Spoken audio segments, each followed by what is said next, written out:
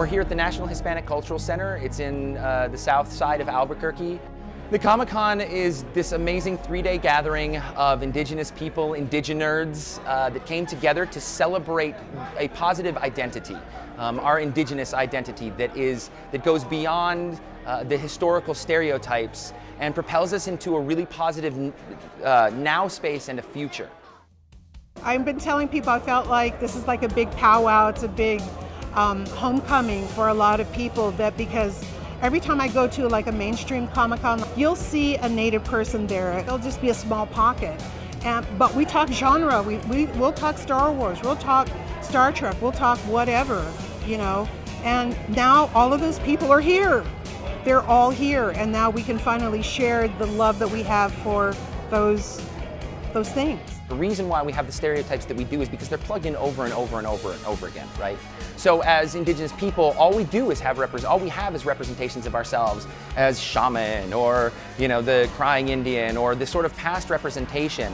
And so if we can begin to change that by putting more into play for our kids to see, and even if there are these representations of the past, they're coupled in a particular way with the spirit of the future. My comic was called Kagagi the Raven. It's basically a story of a 16-year-old kid named Matthew who inherits the power of Kagagi, the champion of his people, and he must fight the evil Wendigo who's looking to destroy everything in his path. I think Native kids like seeing a superhero that looks like them, that can be their guy. And it shows the importance of us doing our own thing, keeping the language alive, keeping the culture alive. Right now the comic I'm working on is called Hero Twins. It is a fictional account of the Navajo creation story. Now I wrote it, I drew it, I colored it, I printed it, and stitched and trimmed it, so it's all 100% me. Well, Super Indian started back in 2007 as a radio play, and what we did was we did a live theater piece, and with these characters of the Super Indian. Hubert Logan works as a janitor by day, superhero by night, ate tainted commodity cheese, and got superpowers. Well, my latest series of work is based on the 40s and 50s movies monsters. So I've essentially taken the classic monsters and given them an Indigenous twist, basically. And I love the style of that genre of movie poster art when they still handmade them, and they're hand painted and really muted colors, only a few colors. In mainstream comics, there are not a lot of women, and the women that are in the business are a little bit marginalized.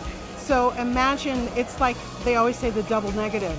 Oh wait, you're female and you're Native? Oh my God, what a mountain to climb.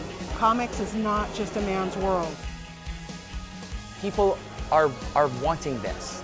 They're desperate for this type of material to be able to give to their kids, to put it up on the walls. That's what you're seeing all around you over the last 3 days, is people carrying their culture and their traditions and their past like a backpack.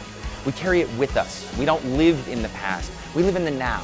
That we respect those traditions, and we can change and manipulate those stories to be incredible tales for a new generation. This is a great way to be able to remind them of that spirit, attach them back to their home place, and have them be able to carry that forward in their knapsack.